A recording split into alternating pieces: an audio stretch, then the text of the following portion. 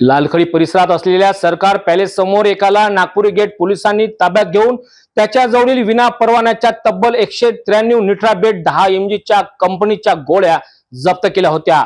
आता त्याच आरोपीच्या पाटीपुरा येथील भाड्याच्या घरात चौकशी केली असता घरातून विना परवान्याच्या ॲलोपॅथिक आणि कामोत्तेजना वाढवणारी पुन्हा तब्बल 2,10,000 रुपये किमतीचा औषधीचा साठा पोलिसांनी जप्त केला आहे। या प्रकरणात न्यायालयाने आरोपीला 29 मे पर्यंत पोलीस कोठडी सुनावली आहे। कोठडी दरम्यान त्याने कोठून औषधीचा साठा आणला हे सुद्धा आता उघडकीस येण्याची शक्यता नाकारता येत नाही।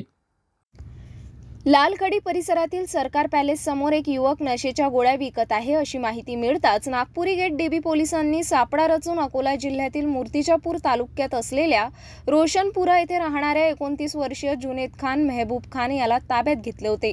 तब्बल 193 निट्राबेट 10 mg कंपनीच्या 28,950 रुपये किमतीच्या गोळ्यांचा माल जप्त केला होता। आरोपी जुनेद हा पाटीपुरा येथील सुमैया काझी यांच्या घरी भाड्याने राहत असल्यामुळे नागपुरी गेट पोलिसांनी आता पुन्हा त्याच्या भाड्याच्या घराची झडती घेतली आहे। घरात ॲलोपॅथिक औषधी, कामोत्तेजना वाढवणारी औषध साठा किंमत 2,10,000 रुपयांचा विना परवाना मुद्देमाल जप्त करण्यात आलाय। आरोपी जुनेद खान याला 29 मे पर्यंत न्यायालयाने पोलीस कोठडी सुनावली आहे।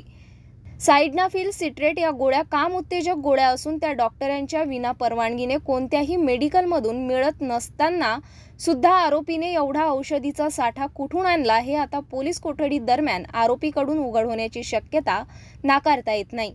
ही धडक कारवाई शहर पोलीस आयुक्त नवीनचंद्र रेड्डी, उपायुक्त सागर पाटील यांच्या आदेशाने नागपुरी गेट पोलीस हनुमंत उर्ला गोंडवार यांच्या नेतृत्वात पोलीस उपनिरीक्षक शुभांगी वानखडे, पोलीस उपनिरीक्षक जितेंद्र भार्गव, पोलीस उपनिरीक्षक गजानन विधाते, पोलीस कर्मचारी फुलचंद चंदेले, शंकर बावनकुळे, दानिश इक्बाल, मोहन तायवाडे, राहुल रोडे यांनी केली।